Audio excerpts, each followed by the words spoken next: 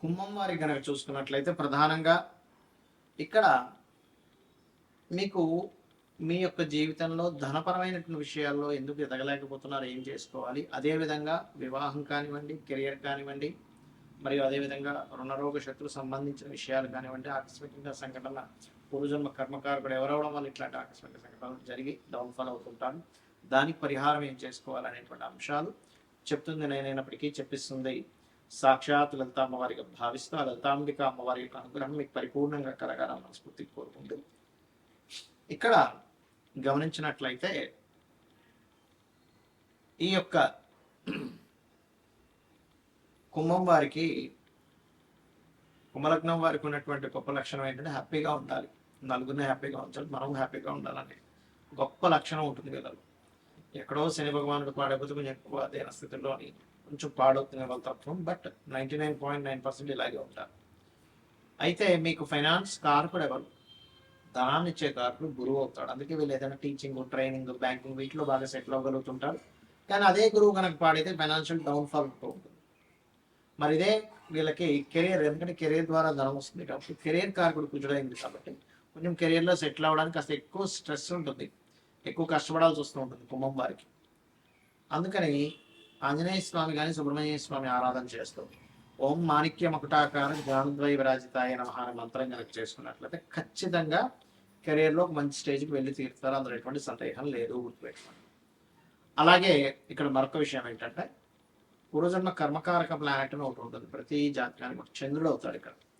అందువల్ల ఏంటి, చంద్రుడి అంటే తల్లి సంబంధించిన విషయంలో నిద్రపడడం, తల్లికి సంబంధించిన విషయంలో స్ట్రెస్ అవ్వడం ఇవి జరుగుతూ ఉంటాయి.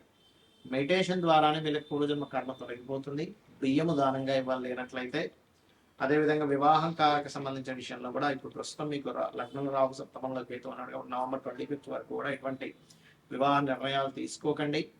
మరియు అదేవిధంగా మీకు ఏంటంటే ఎప్పుడు కూడా కుంభం వారికి మీరు గమనించినట్లయితే సూర్య నమస్కారాలు ఎంత చేస్తూ ఉంటే మీకు మీ వివాహ సంబంధించిన విషయాలు ముందుకు కదులుతూ ఉంటాయి. ఇప్పుడు ప్రస్తుతం ఉన్నటువంటి కండిషన్లో కొంచెం జీవిత భాగస్వామితో చిన్న చిన్న డిస్ప్యూట్స్ వస్తూ ఉంటాయి. కాస్త రాహుకేతు గ్రహాలు దీపారాధన చేయండి అనే విధాలు బాగుంటుంది.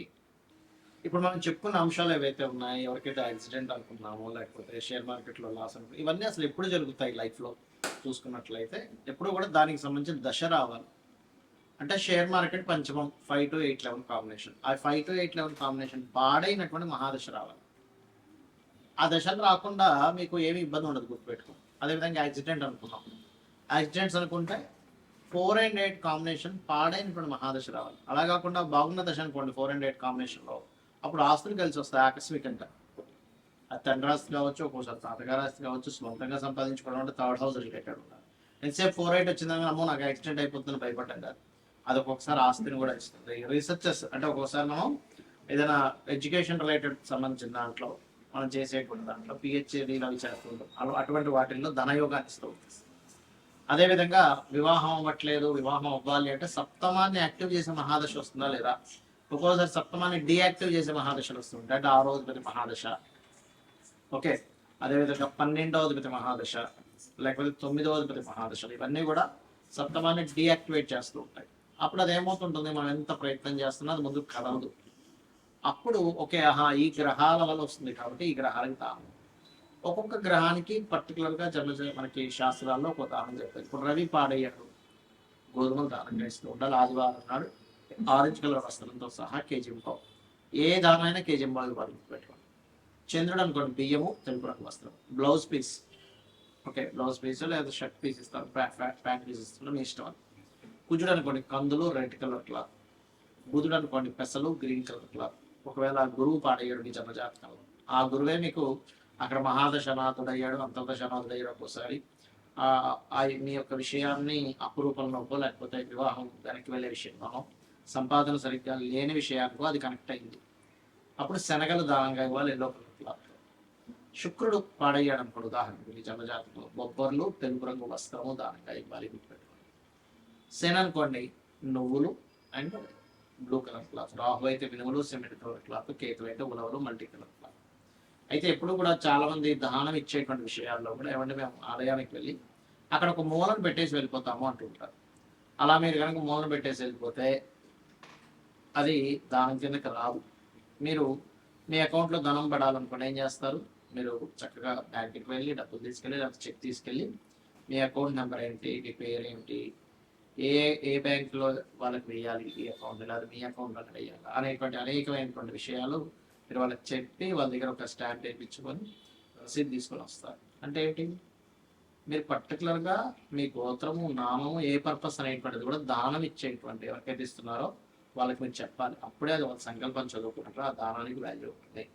సరే గోవులు మనకి దానం ఇవ్వడానికి సరైన పర్సన్స్ దొరకట్లేదు, గోవులు తినిపించవచ్చా? ఖచ్చితంగా తినిపించవచ్చు. అయితే నువ్వులు తినిపించకూడదు, అది ఏదైనా ప్రెగ్నెన్సీతో ఉందంటే అది మనకి మిస్క్యారేజ్ అవుతుంది, అది మళ్ళీ పాపం పుణ్యం కాస్తాం.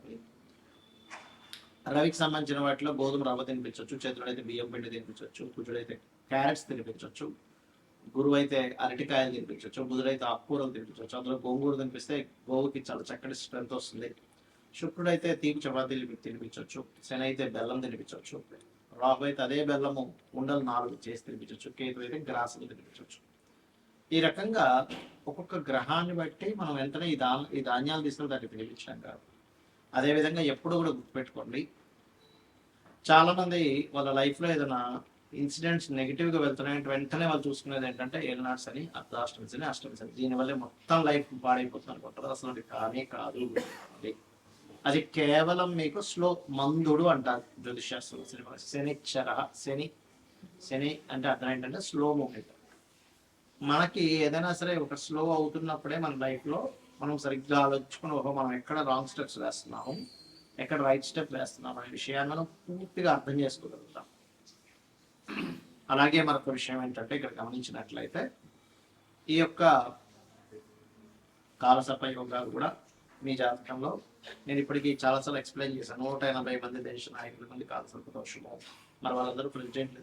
ఒక్కసారి ఆలోచించండి, ఏదో మూఢత్వంలో కాలసర్ప యోగం ఉంది, నాకేమీ కలిసి రాదు, నా జీవితం ఇంతే, నాకేం చేసినా కలిసి రాదు, మూఢత్వంలో ఉండకండి. జ్యోతిష్ శాస్త్రం అంటే మనకి వెలుగునిచ్చేది, అసలు మీకు రూట్ ఎటుందని చెప్పేది. అంతేగా నీకు ఎందుకు పనికిరావు, నువ్వు ఎందుకు పనికిరావు అని చెప్పడానికి జ్యోతిష్ శాస్త్రం అవసరం లేదు, గుర్తుపెట్టుకో. కాబట్టి ఎల్నాడ్స్ని కాలసర్ప యోగం విషయాలు పెద్ద సీరియస్గా తీసుకోవట్లేదు, ఏమి కాదు. మీ పర్సనల్ చార్ట్లో ఉండే మీ మహాదశలు, అంతర్దశలు, ఇప్పుడు మనం చెప్పుకున్నాం 5 అంశాలు. ఒకటేంటి, మీకు వివాహం అవ్వాలన్నా, ధనం కలగాలన్నా, లేకపోతే ఏంటి ఆ పర్టికులర్ గ్రహాన్ని అది యోగ్యవంతంగా మారాలి, అది కంబస్ట్ అయి ఉంటుంది, ఒక్కోసారి అస్తంగత్వ దోషంలో ఉంటుంది, లేకపోతే పాపకత్తెల్లో ఉంటుంది. అలాంటప్పుడు మీకు వివాహం అవ్వకపోవడమో, ధనం రాకపోవడమో, లేకపోతే మీరు అనుకున్నటువంటి స్టేజ్కి కెరియర్లో వెళ్ళలేకపోవడము, ఆకస్మిక సంఘటనలు జరగడం, అప్పులు పాలవడం జరుగుతూ ఉంటుంది. సో ఇది ఈ రకంగా చేయండి. ప్లస్ మీరు ఫైనాన్షియల్గా ఎంతున్నా కొంతమంది హ్యాపీనెస్ ఉండదు, అలాంటి వారు ఓం ఇంద్రగోప పరిక్షిప్త స్మరతోనా భజంగికాయై నమః అనే నామస్మరణ చేయండి, ఖచ్చితంగా బాగుంటుంది. అలా కాదండి నాకు అన్ని విధాలా నాకు కావాలంటే టోటల్ లలితా సహస్రనామాలు రోజు చేయండి. రోజు కనుక నిత్యము లలితా సహస్రనామాలను ఎవరైతే శ్రవణము పఠనము చేస్తారో ఖచ్చితంగా వారికి ఎటువంటి ఇబ్బందులు ఉన్నా కొన్ని జన్మల పాప ఫలితాలను తొలగిస్తున్నారు అమ్మవారు. అందులో ఒక్క నామం చాలు మనం ఎన్నో జన్మల పాపాలను తొలగించి ఇంకేమైనా మిగులు ఉన్నాయా అని అడుగుతుందట. కాబట్టి ఇలా చేయండి, అన్ని విధాలా మీకు బాగుంటుంది.